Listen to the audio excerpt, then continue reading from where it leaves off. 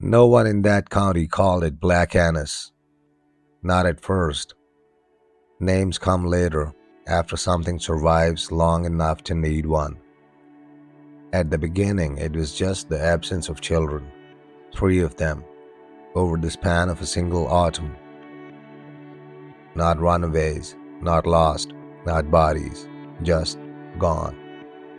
Bedrooms untouched, shoes still by the door, school backpacks hanging where they'd always hung.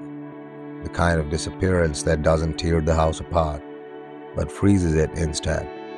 Like everyone is afraid to disturb the air in case the missing child walks back in and needs it unchanged. I wasn't there as a storyteller. I was there because I worked county maintenance, storm damage, fallen trees, sinkholes, old growth inspections. The unglamorous work that keeps rural America stitched together with duct tape and denial. The call came in after a windstorm tore through the northern woods near Pine Hollow Road, Old Oaks Down. One massive tree reported split wrong. That was the phrase used, split wrong. I drove out alone. That's normal out there. Backup is a luxury and radios don't work well once the tree closes in. Pine Hollow isn't hollow. It's dense, overgrown, and wet in places that shouldn't be wet. The kind of woods that feel older than the country around them. The oak was enormous, probably older than the town.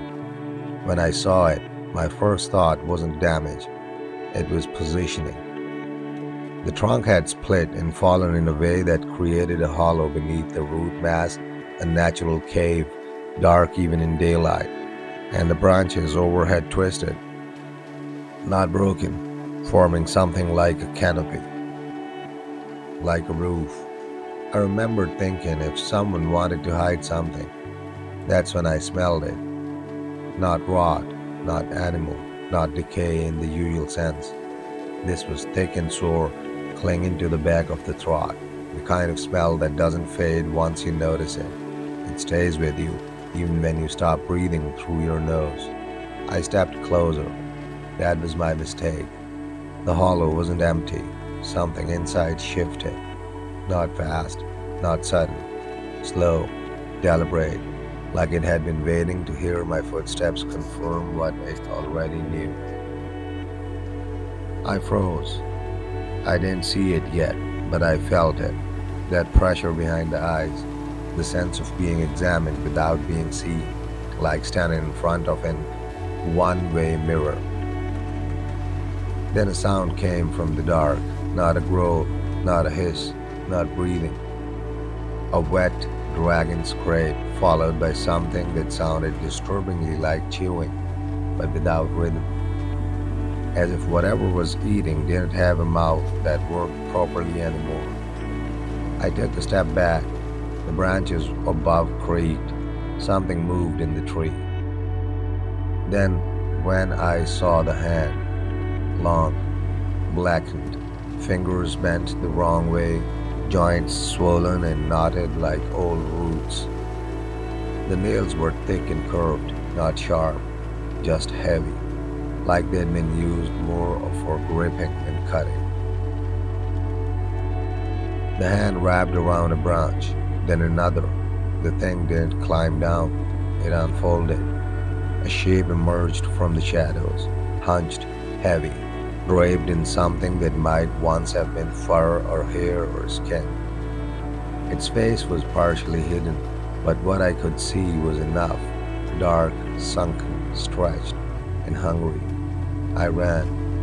Behind me the branches shook, not from pursuit, but from repositioning, like it was settling back into place, confident it didn't need to chase.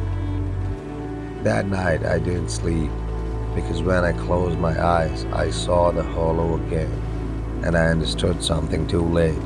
That tree wasn't damaged by the storm. It had been opened, and whatever lived there had already been feeding, quietly, patiently, long before anyone noticed children were missing. I didn't file the report the way I should have.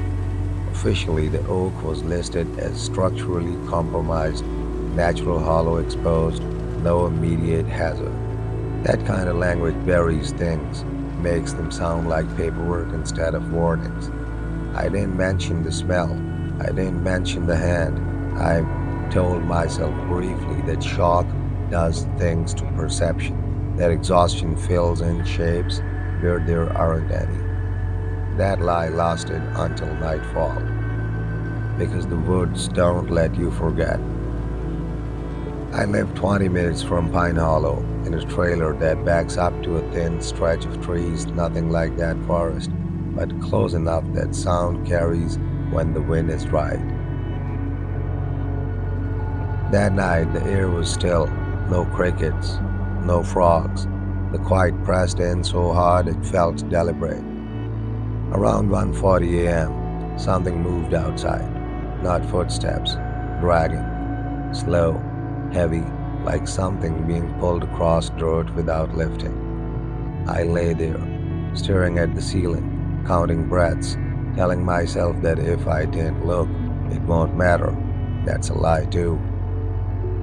Not looking never saves anyone. The sound stopped directly behind my bedroom wall. I heard breathing then, but not lungs. It was irregular, labored, wet at the edges, like air being forced through a body that didn't fit itself properly anymore. Each breath ended with a faint click, as if teeth were touching where they shouldn't. I didn't move. Minutes passed, maybe longer. Time doesn't behave when fear takes over. It stretches, folds, overlaps itself. Then came the smell. The same sore thickness from the hollow. Old meat, damp fur.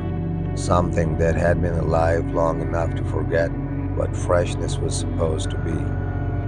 Whatever stood outside wasn't trying to break in, it was listening. I understood that what with a clarity that felt carved into my skull. It was cataloging the sounds of my breathing, the shape of the trailer, the absence of movement. It already knew where I was. It didn't need to rush. Eventually, it moved away, not toward the woods, toward the road. The next morning, a woman from Pine Hollow came to county office. Her son, 8 years old, hadn't come home the night before.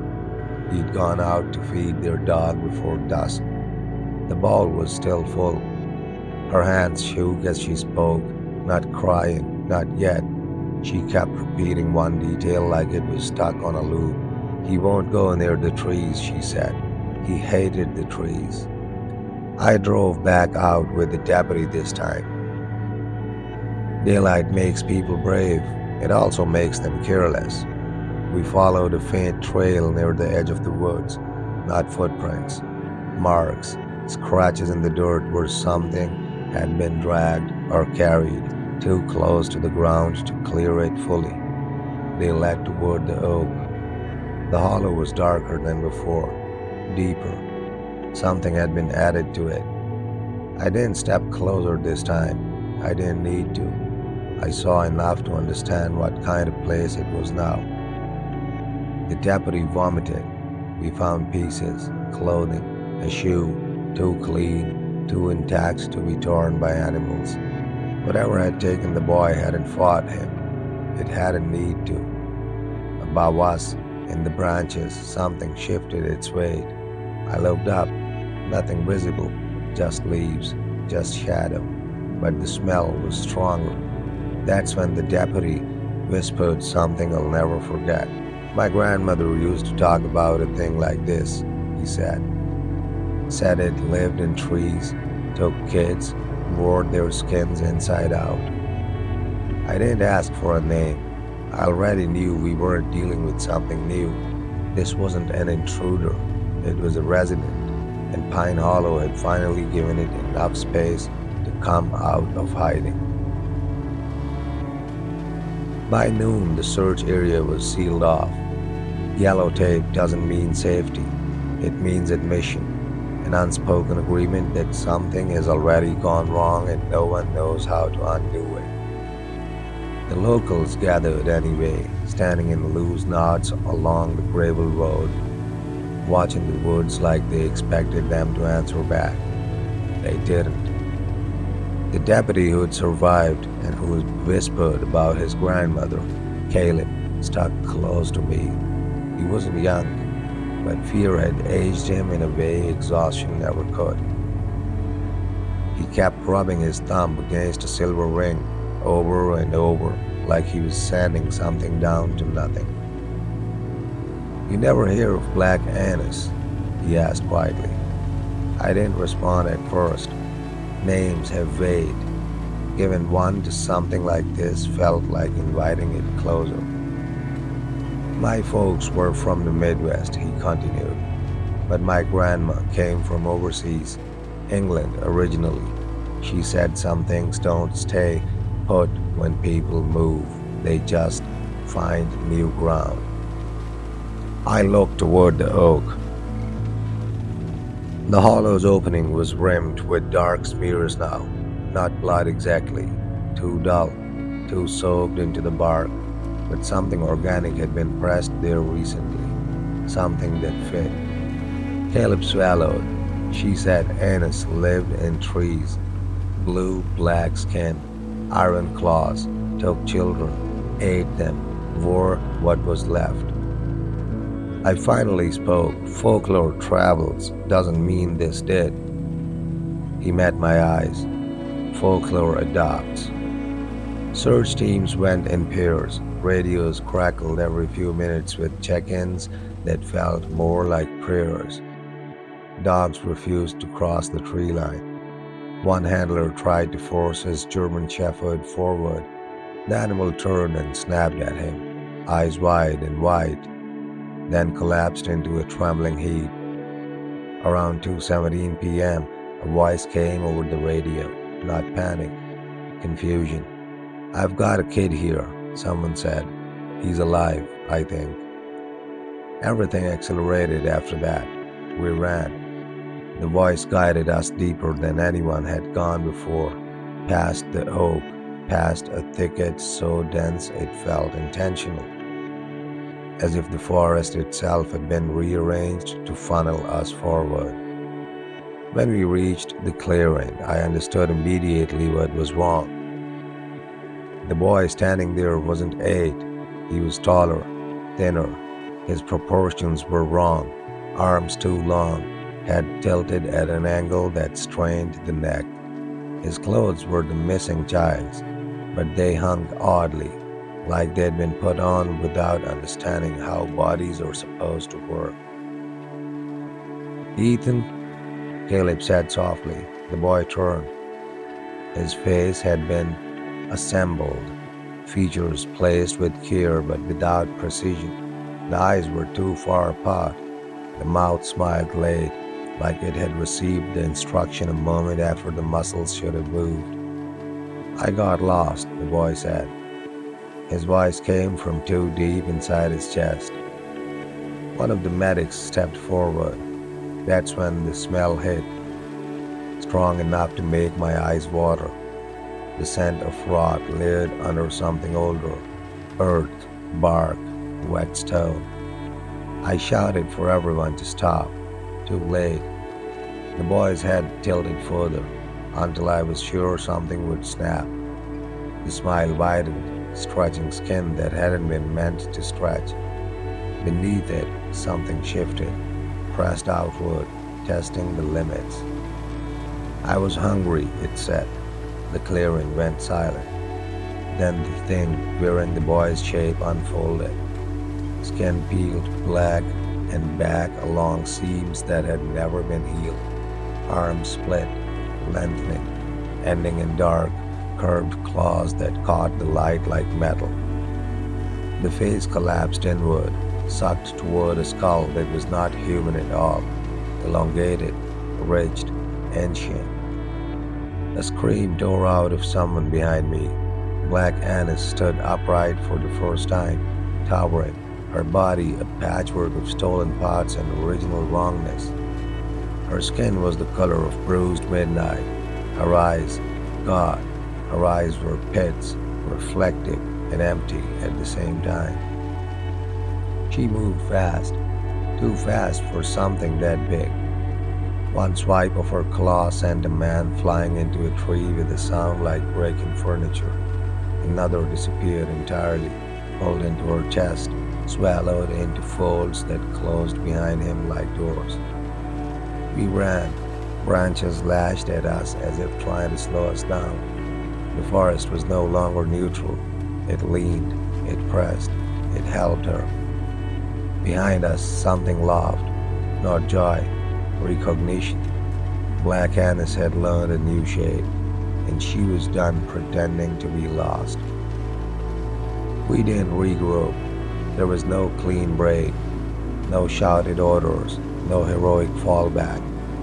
People scattered the way prey does when the rules of the world suddenly stop applying. Radios went dead one by one, not from damage, but from something else. A pressure, a droning static that swallowed voices mid-word. I ran until my lungs burned at the first blood into streaks of brown and green. Then I realized something worse. The woods were changing. Paths I knew folded in on themselves. Landmarks shifted just enough to be wrong. A fallen log I'd passed earlier lay upright now, its bark split open like ribs. The air thickened, heavy with rot and sap, as if the forest itself was sweating. I wasn't being chased, I was being herded. I burst into a small clearing and skidded to a stop. The oak. The hollow oak. Up close, it was obscene. The opening wasn't natural, the bark curved inward, shaped by pressure applied over years, decades, like something had been entering and exiting the same place again and again. The inside pulsed faintly, not with light, but with movement, a slow contraction like breathing. There were bones inside, not scattered, arranged, small ones woven into the walls with mud and roots, larger ones stripped clean and stacked along the inner curve. Skulls faced outward, mouths open, as if mid-warning. Some were human, some were not. A sound rolled through the clearing, not footsteps, scraping, metal on wood. I turned just as Black Annis emerged from the trees. She no longer wore the boy's shape, not fully, but pieces of it still clung to her, stretched and distorted, fused into her chest and shoulders like trophies she hadn't bothered to remove. Her claws were longer now, darker, the tips nicked and stained. She moved with certainty. This was home. Caleb stumbled into the clearing from the opposite side, bleeding from his scalp, his ring gone. When he saw the oak, his knees buckled. "Oh God," he whispered, "she nests." Black Annis turned her head toward him, slowly, deliberately, her mouth opened wider than anatomy allows, splitting her face nearly in half. Inside were rows of teeth layered atop one another, some human, some animal, all worn down from use. She spoke, not in words, in memories. My head filled with images that weren't mine, children dragged through undergrowth, fingernails torn away on bark, the smell of fear thick enough to taste. I saw her crouched in the hollow, peeling skin with care, stretching it, softening it with saliva and time. She didn't just eat, she studied. Caleb screamed and fired his weapon. The shot struck her shoulder and vanished into flesh that closed around it like mud swallowing a stone. She didn't flinch. In 2 strides, she reached him. One claw hooked under his jaw. I heard his spine pop before she lifted him. She didn't kill him quickly. She pressed his face against the oak. The tree reacted. Roots surged from the soil, wrapping around his legs, his torso, pulling him in. The bark softened, opening wider, accepting him. Caleb clawed at the trunk, nails fearing free, blood streaking the wood. She feeds the tree, I realized aloud, horrified, and the tree feeds her. Black Annis looked at me, really looked. Her eyes locked onto mine, and for a moment I felt the full weight of her age, not wisdom, not purpose, just the hunger refined by centuries of practice. Then she threw Caleb into the hollow. The opening sealed shut with a wet, final sound. The ground trembled. The oak shuddered and grew, just a little, new bark spreading, veins dark beneath the surface. She turned toward me. I ran. This time she followed. Branches snapped behind me in rapid succession. Her claws struck trunks as she passed, carving grooves deep enough to leave daylight showing through. I dove through brush, slid down embankments, tore my jacket open on thorns that left and felt deliberately placed. I could hear her breathing, close, wet, anticipatory. I burst into another clearing and nearly fell into a pit. It wasn't natural, a depression ringed with stones and old wood. At the center lay something half buried, a body, or what remained of one, an adult, long dead, but preserved in pieces, skin peeled and stretched, pinned to frames made of branches, faces laid flat like masks, arms arranged by size, legs stripped clean. This wasn't feeding, this was storage. Black Annis leapt into the clearing and landed opposite me with a force that knocked air from my chest. She rose to her full height, and she did something worse than attack.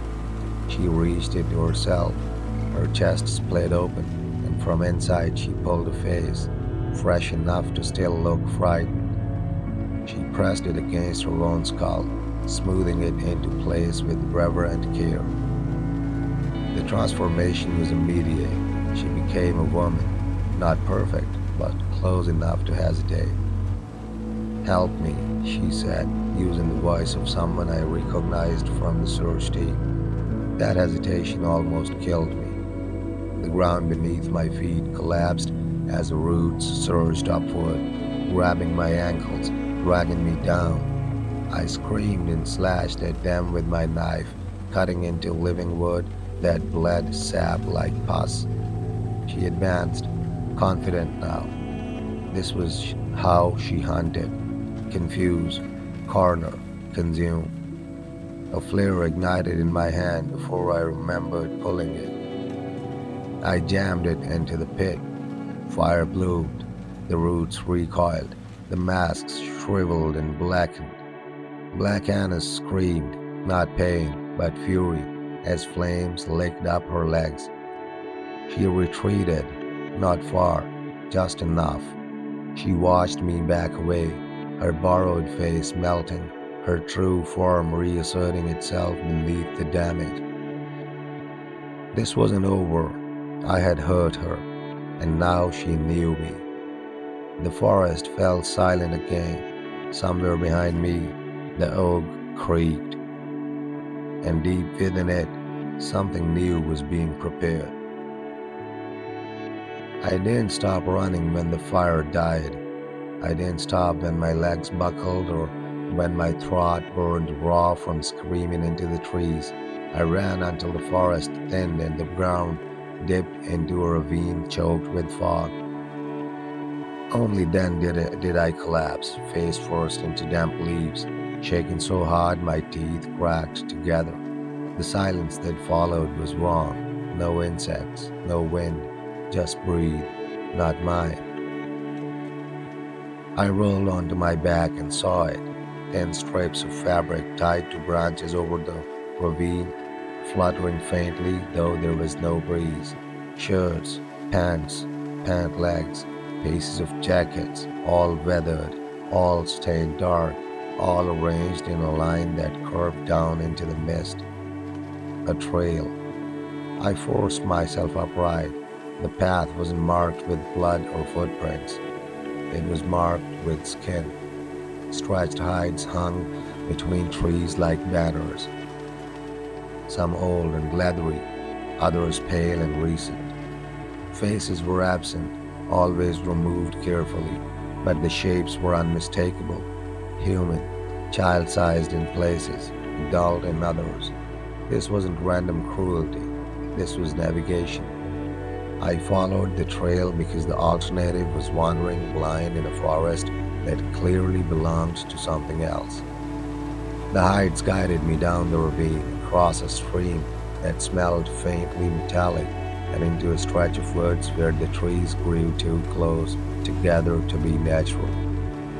Branches arced overhead, interwoven, a tunnel. The temperature dropped as soon as I stepped inside. My breath fogged. The ground underfoot turned spongy, layered with rot and hair and something that crunched unpleasantly when stepped on. Bones, small ones. The tunnel opened into a clearing I hadn't seen before. At the center stood a ring of trees whose trunks had been stripped smooth to chest high. Their bark lay piled at the base like shed skin. Between them hung more hides, stretched taut, forming walls that shifted subtly like lungs. This place felt used. A low sound echoed through the ring, not a growl, a hum. It vibrated through the hides, through my ribs, through my teeth. The skins responded, rippling in sequence, passing the vibration along the circle. Then the voice came from everywhere at once. You walk the skin road now. Black Annis emerged from behind the trees, her shape incomplete, parts of her still charred, flesh raw and blackened where the fire had kissed her. But she moved without pain, her claws clicking softly against exposed wood. She gestured with one hand. The hides shifted, they changed. Faces pressed outward from beneath the stretched skin, eyes sealed shut, mouths sealed closed with thorns. They weren't alive, but they weren't inert either. Their expressions twisted as the hum deepened. These remember, she said. They guide, they warn, they return. I backed away until my shoulders struck one of the stripped trees. What do you want? I demanded, my voice breaking. Her head tilted. You ran, she replied. That makes you unfinished. She stepped closer. I noticed then that her claws were shorter on one hand, broken, burned. The flare had done more than scare her. Good. She circled me slowly, dragging her fingers across the hides. Each touch sent a shudder through the ring. I take those who wander, she continued, those who stray from names, from paths, from being claimed. Her eyes locked onto mine. But you carry fire in memory. You do not vanish cleanly. She stopped inches away. You will either veer me, she whispered, or carry me. The ground behind me shifted. A pit opened, shallow but wide, lined with softened bark and layered skins. It was warm, breathing, a cradle. I lunged sideways as roots burst upward where I'd been standing. Snapping shut like jaws, I rolled, came up with my knife out and slashed at the nearest hide. It screamed. The sound was high and shrill, a chorus of stolen voices erupting at once. The ring convulsed, trees groaned, Black Annis recoiled, snarling, her borrowed patience gone. I ran again, through the ring, through the tunnel, tearing past hanging skins that clawed at me as I passed. Behind me, the hum rose into a roar. She followed, but not directly. I felt her presence split, echo, reappear ahead and behind, as if the forest itself was bending around her movement. I burst out into a ridge overlooking the ravine. The fog below had thickened, and within it I saw movement. Figures, dozens of them, shaped like people but wrong, wrapped in skins, faces smooth or mismatched, walking in slow, purposeful lines toward the tunnel. The skin road was just hers. It was a network, and I had just announced myself to all of it. Somewhere in the trees behind me, Black Annis laughed, low, satisfied. She didn't need to chase anymore. The road was doing it for her. I ran along the ridge until my lungs tore themselves raw. The figures below didn't hurry. They didn't need to. They moved with patience of something that knew the terrain better than mine, better than time. Their bodies shifted as they walked, skin sliding, seams opening and closing, feet reshaping to match the ground beneath them. Borrowed feet. That's when I noticed the tracks. They weren't footprints. They were peel marks, long, shallow grooves where flesh had been dragged, adjusted, replaced. Some ended in clean human prints, others dissolved into claw marks or hooves or something that sank too deep into the soil to have bones. I tripped over a fallen log and slid down the far side of the ridge, landing hard near the stream I'd crossed earlier. The water was lower now, exposed stones, slick and dark, streaked with rust colored stains that weren't rust. The air smelled like wet copper. I splashed into the stream without thinking, cold biting straight through my clothes. The moment my feet hit the water, the noise behind me changed. The figures hesitated.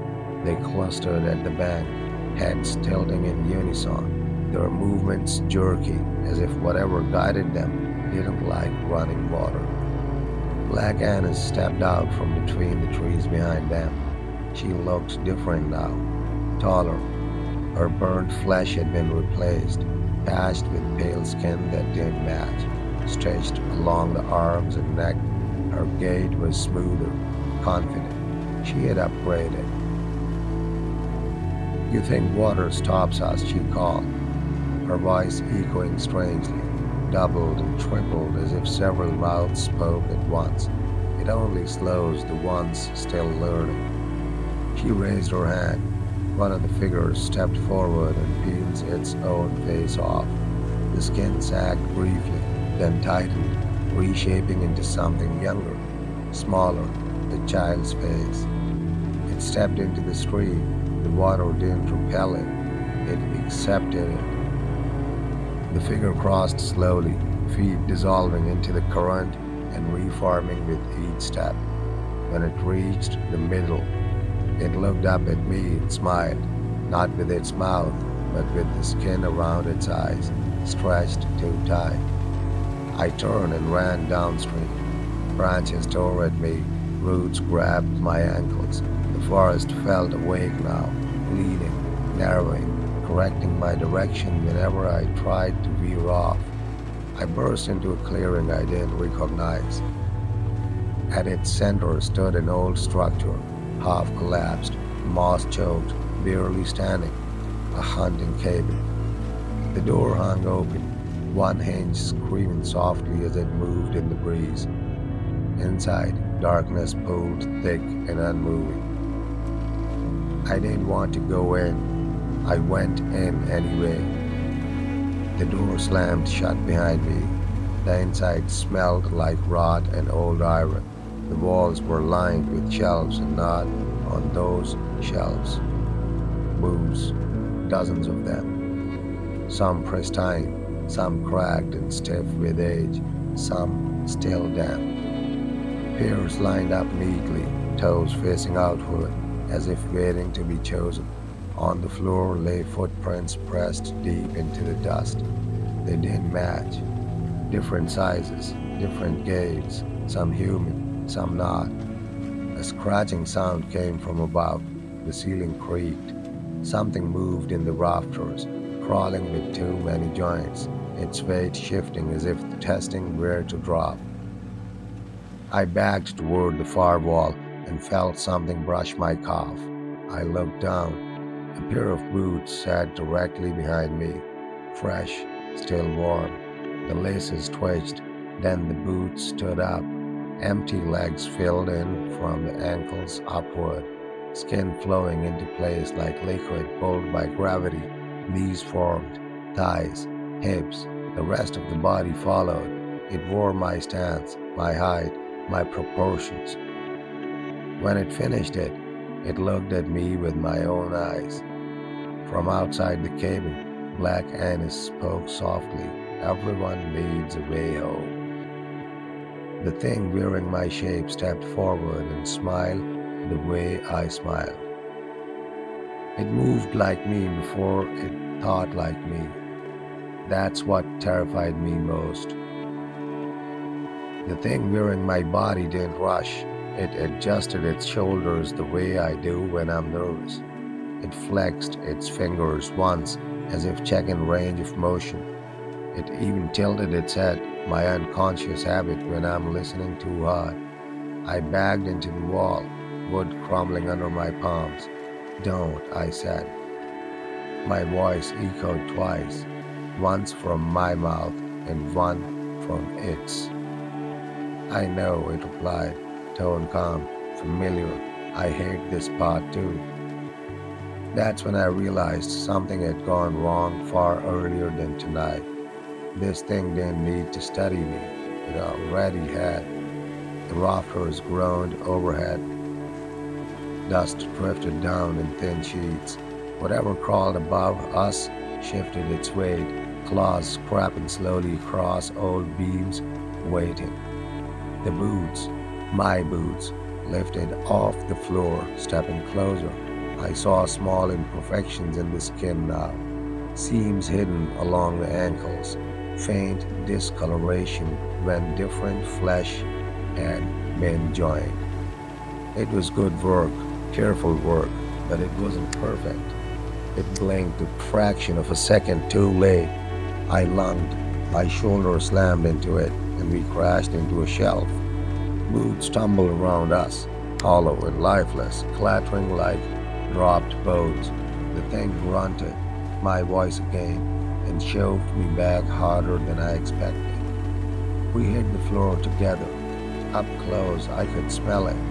Old smoke, wet leather, and something sore beneath, like meat left too long in the sun. It grabbed my wrist. Its grip was wrong, too even, too strong, like pressure applied by calculation rather than muscle. I twisted, felt skin stretch under my fingers, and pulled. The flesh peeled, not blood, not muscle. Underneath was a layer of gray-black hide, tough and fibrous, veined with something that pulsed out of rhythm with a heartbeat. It hissed, not in pain, but annoyance. "You're making this messy," it said. From outside, Black Annis laughed. The sound crept through the cracks in the cabin like smoke, filling the room, vibrating in my teeth. "You always resist at first," she called. "That's how I know you'll wear well." The ceiling gave way. Something dropped. It landed behind us with a wet thud, long limbs folding and unfolding, joints bending where they shouldn't. I didn't turn fully. I didn't want the image complete.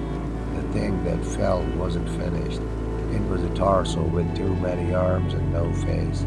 Skin stitched together from mismatched pieces, fingers scraping blindly across the floor as if searching for instructions.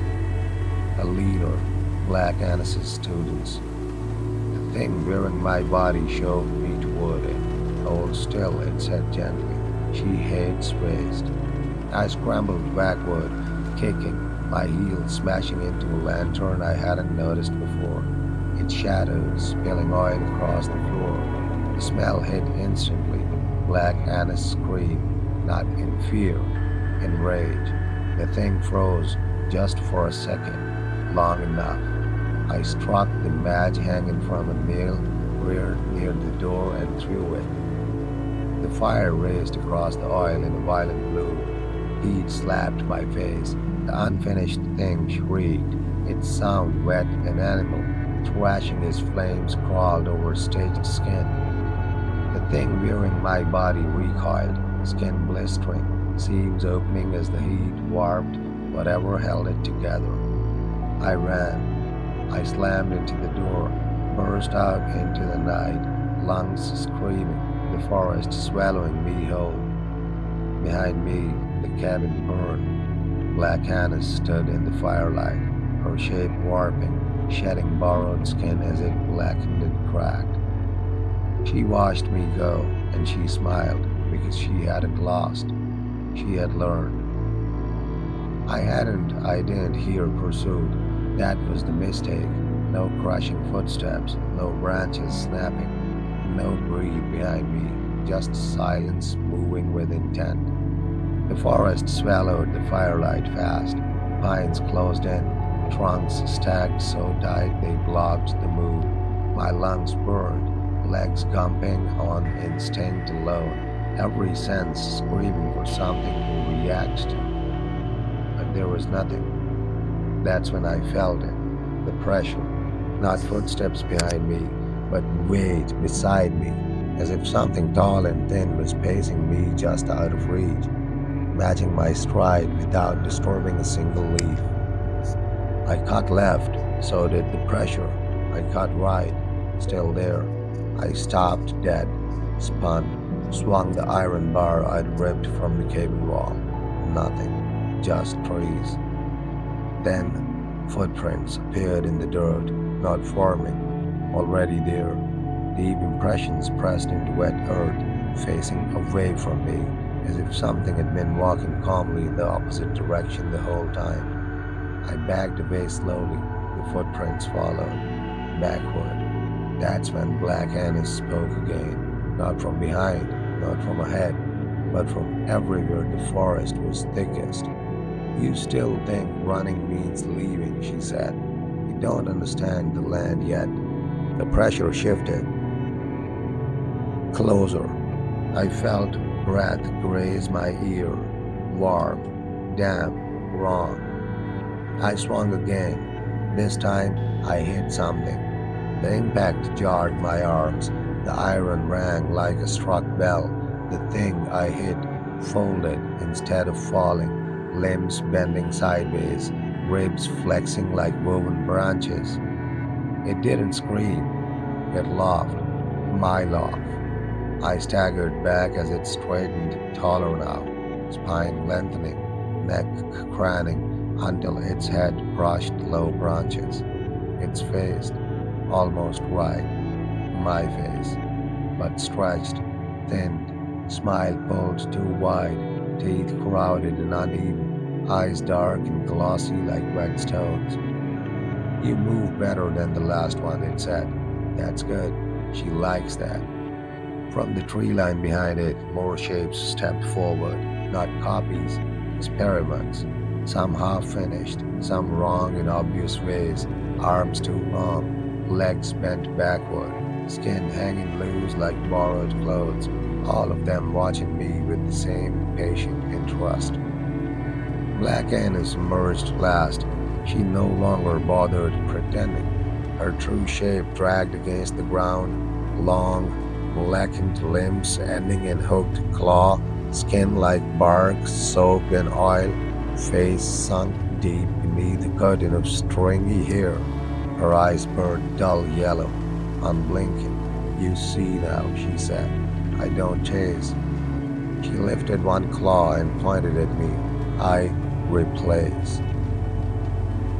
The forest shifted. Branches creaked. Roots rose like knuckles through the soil. Paths I could have sworn were there moments ago folded in on themselves. Trees sliding subtly, quietly, rearranging. The land wasn't blocking me. It was guiding me toward her. I ran away because instinct doesn't care about odds. Behind me, something else started running too, and this time I could hear it breathing. The breathing behind me wasn't fast. That was worse. It stayed steady, measured like whatever followed didn't need to hurry, like it already knew where I was going before I did. My foot caught on a root. I went down hard, shoulder slamming into the dirt, iron bars getting out of reach. Pain flared bright and sharp, but I didn't scream because the breathing stopped. Silence pressed in so tightly it rang. I pushed myself up, slow, every movement deliberate. The forest had changed again. Trees stood closer now, their trunks angled inward, forming a corridor that hadn't existed before. Moss glowed faintly along the bark, pale and sickly, lighting a path that led forward, only forward. I didn't choose to walk. My legs moved on their own. With every step, the air grew heavier, warmer, like I was descending underground without actually going down. The smell hit next, wet earth, old blood, something sweet and rotten layered underneath. Names started whispering, not echoes, not memories, real voices. My name came first, spoken softly, incorrectly at first, like someone testing pronunciation, then clearer, more confident. Other names followed, names of people I knew, people I didn't, names that carried weight even without faces attached.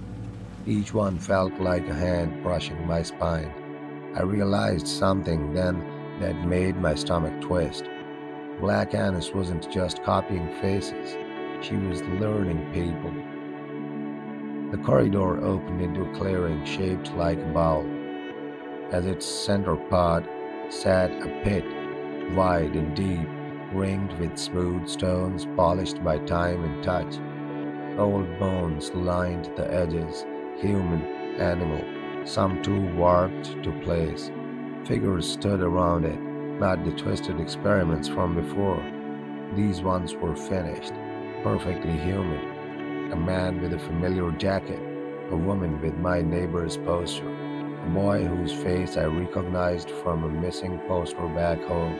They all turned toward me at once. Their eyes moved wrong, too synchronized, like shutters snapping open. You took too long, they said together. The voice wasn't shared, it was layered. Black Annis rose from the pit behind them, unfolding upward like a shadow giving giants. Her claws rested lightly on the shoulders of two of the figures, possessive, proud. These are the ones who stayed, she said, who listened, who learned. One of the figures stepped closer. I knew him. I'd helped search for him 3 years ago. He smiled, and the smile reached his eyes. I don't get lost anymore, he said. She knows you where to stand. She shows you where to stand. I backed away. The ground behind me was gone. Roots coiled up like fingers, blocking retreat. Branches bent inward overhead, sealing the clearing shut. Black Annis leaned down until her face filled my vision, her breath smelling of old rain and rock. You still think you are separate, she whispered, but you're already halfway shaped. She placed one clawed finger against my chest. The pressure was gentle, the pain was not. Images slammed into my mind, memories that weren't mine, people arriving, people running, people stopping, each moment looping, refining, perfecting. I screamed, and the forest answered. Something inside me shifted, just a fraction, just enough to feel wrong. My reflection flashed briefly in the polished stones around the pit. My face, but thinner, eyes darker, smiled just a little too patient. Black Annis smiled wider.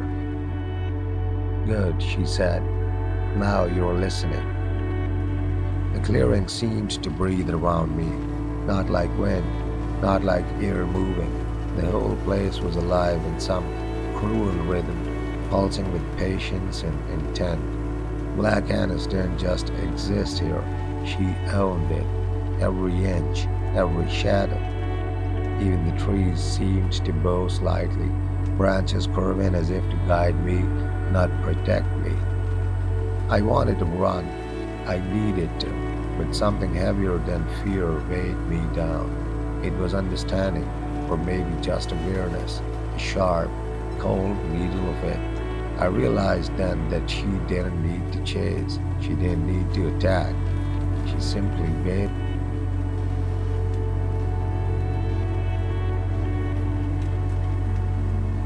and fluid, impossibly slow yet disturbingly precise. Her claws didn't scrape the stones beneath her. They floated just above them, brushing invisible lines that made the air itself quiver. Her hair trailed like oil on water, black and slick, swallowing the glow of the moss that lit the clearing. Her eyes never blinked, never shifted, just watched. You see, she said, her voice low, measured, filling my ears even without moving her lips. Everything you do has shape, every hesitation, every glance, every choice, it matters. You cannot hide it, not here. The pit stirred, those human figures, perfectly still, moments before, now twitched, flexed, and shifted as if they were made of clay being kneaded by invisible hands. I saw glimpses of my own face reflected back in their moments. My posture, my instincts, my hesitation, all twisted into a version of myself that should not exist.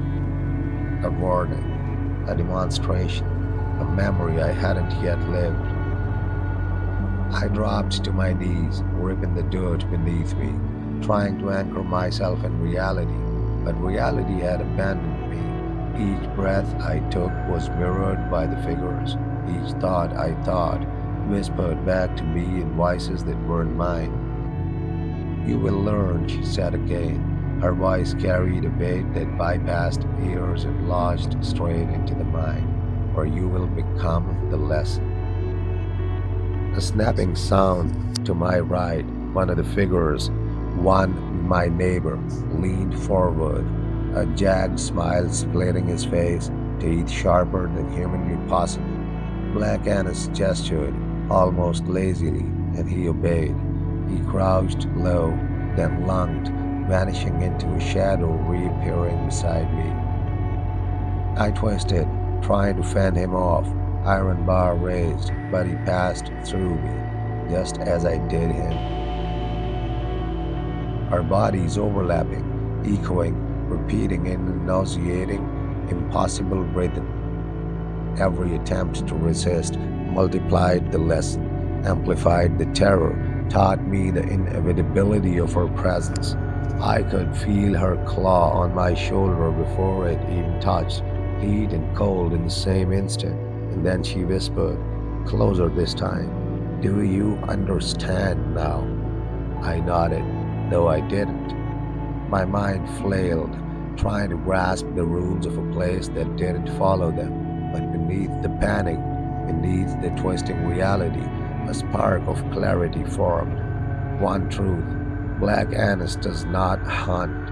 She waits, she shapes, she teaches, and we are all pupils in her forest classroom, whether we like it or not. A figure stepped from the pit again, a child this time, face pale and wet, eyes wide. The child smiled. It was my niece, or maybe a niece I never had. Either way, she reached a tiny hand toward me. My stomach turned. I knew taking it would mean something. Change. A bond I couldn't break, and then I did something that made everything shift. I took it. The world lurched. The figures froze. Bodies stretched, faces screaming lightly, silently. Black Annis tilted her head. The moss light pulsed violently. The clearing itself seemed to bend toward me. Trees leaning, stones rattling, then calm. She stepped back. The claw still hovered near my chest, just an inch, yet it carried the weight of centuries. Good, she said. You're learning. I didn't feel good. I didn't feel alive. I felt changed. The moment I took the child's hand, something locked into place. Not physically, not visibly, but deep, somewhere behind thought, behind fear. The clearing went silent, not forest silent, not American silent, absolute silence. No insects, no wind, no breathing except my own. Even Black Annis stopped moving. That terrified me more than anything she'd done before. The child's hand in mine was wrong, too cold, too light. It didn't feel like flesh. It felt like holding a memory that didn't belong to me. When I looked down, her face was already changing, not transforming violently, just adjusting, like wet clay settling into a new shape. Her eyes darkened first, then her mouth stretched slightly too wide. The smile stayed innocent, but the teeth beneath it sharpened, lengthened, rearranged themselves with the soft clicking sound I felt in my jaw. I let go. The moment our hands separated, she collapsed inward, folding, compressing, shrinking until she was no longer a child but a bundle of shadow and bone that dropped soundlessly into the pit. The pit sealed itself, no dirt falling, no stone shifting. It just closed. Black Annis exhaled. I hadn't realized she breathed until that moment. The sound was low and wet, like wind passing through a hollow skull. Her shoulders relaxed, and for the first time since I'd entered the forest, she looked finished. "You will remember," she said, not as a warning, as a fact. The clearing began to unravel, not collapsing, not vanishing, but withdrawing. Trees straightened, shadows thinned. The green glow faded until the moss was just moss again, dull and harmless looking. I staggered backward, suddenly aware of my body again. My knees buckled. I hit the ground hard, palms scraping against cold earth. I tasted blood. Behind me, branches cracked. I turned, expecting her. She wasn't there. The clearing was empty. No pig, no figures, no moss light. Just trees. Ordinary trees. Too ordinary. I didn't stay to question it. I ran. I don't remember how long. I don't remember the path. I only remembered the sound of my own breathing and the certainty that if I stopped, if I slowed, if I looked back too long, she would still be watching. The forest spat me out near dawn. The sky was pale gray, the kind of morning that feels unfinished. My truck sat where I'd left it, dust-covered, untouched. The door opened easily. The engine started on the first turn. That should have been the end. It wasn't. Weeks passed, then months. Life resumed. Work, noise, people, screens. Everything loud and busy and normal. Too normal. But something inside me had shifted permanently, like a bone that healed wrong. I began noticing patterns, not meanings, not lessons, signs. Certain words felt heavier than others. Certain trees made my scalp prickle when I stood too close. Sometimes, in the corner of my eye, I'd see a shape leaning where no shape should be. Hair, black, hunched, patient. And children, not real ones. Reflections, dreams, photographs that didn't make sense until you stared too long. Once I woke up with dirt under my fingernails. Another time, I found a small bundle of sticks arranged neatly outside my door, tied with something that looked like hair. I moved twice. It didn't help, because Black Annis doesn't follow. She doesn't need to. She waits. And sometimes, when the world goes quiet in that very specific way, when the air tightens and the shadows stop behaving, I hear her breathe right behind me. I used to believe survival meant escape. I know better now. Survival is permission. Permission to keep walking. Permission to keep breathing. Permission to live without something attached to you that you never asked for and cannot remove. Years have passed since the forest. I stopped counting them when counting started to feel dangerous. Time doesn't work the same once you've been seen properly, not noticed, not threatened. See, Black Annis didn't follow me home. That's the mistake people make when they imagine monsters. They think distance matters. They think movement matters. She didn't need to leave the forest because the forest didn't stay behind. It came with me, not physically, subtly, in textures, in spaces, in pauses between sounds. I notice it most in quiet places, parks early in the morning, wooded trails behind suburban neighborhoods, the tree line near highways where no one ever walks but everyone could. Those places hum wrong, not loud, just off. And every time, without fail, my body reacts before my mind does. My shoulders tense, my jaw tightens, my breathing slows, because something ancient is mirroring me again. I never told anyone what happened, not fully. I tried once, late at night, sitting across from someone who believed in ghosts, but not this. I got as far as describing the clearing, the moss, the silence. Then my tongue went numb, literally numb. My mouth filled with the taste of iron and dirt, and the words collapsed into nonsense. The conversation drifted, the moment passed. She allows memory, she does not allow explanation. I stopped trying, the science continued. A missing dog found skinned but untouched otherwise. A child who wandered into the woods and came back wrong, quiet, observant, older somehow. A hiker who swore he heard breathing behind him for miles, only to find claw marks on his backpack, straps afterward. Always near trees, always near places where the land dips inward, as if holding its breath.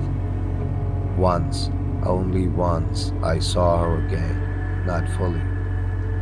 I was driving at night, rain streaking the windshield, headlights cutting narrow tunnels through the dark. I slowed near a wooded bend in the road. No reason, just instinct. That's when I saw the shape between the trees, hunched, massive, still. Hair like wet shadow clinging to a frame too thin to support it. Eyes reflecting nothing, not light, not movement, just depth. Like looking into a hole that never ends. She didn't move. She didn't need to. My hands shook on the steering wheel. My chest tightened. Every nerve screamed the same message it had screamed in the clearing. Do not run. Do not stare. Do not invite attention. I whispered, I remember. The words slipped out before I could stop them. Her head tilted, just slightly. Acknowledgement. Then the road straightened, the trees thinned, the shape was gone. I drove the rest of the way home in silence, windows up, radio off, heart pounding so hard it hurt. That night, I dreamed of the pit again, but this time it was empty. No figures, no faces, just space, waiting. Here's what I understand now, and Dad, this is the last thing I'll never say about her. Black Annis doesn't kill everyone she meets. She keeps some of us as markers, as boundaries, as reminders. People think legends fade because the world changed. They're wrong. Legends fade because they don't need to be loud anymore. They don't need witnesses. They only need memory. And once you have been chosen to remember, you will never truly be alone in the woods again. Because somewhere, not far away, something is waiting, and it knows your name.